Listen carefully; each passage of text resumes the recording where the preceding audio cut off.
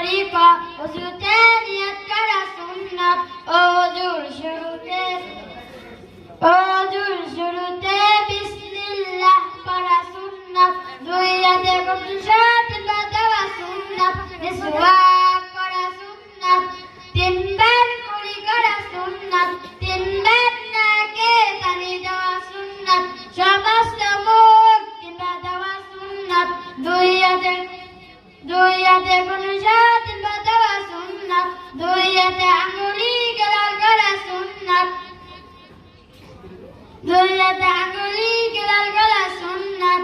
সমস্ত মাথা একবার মাসা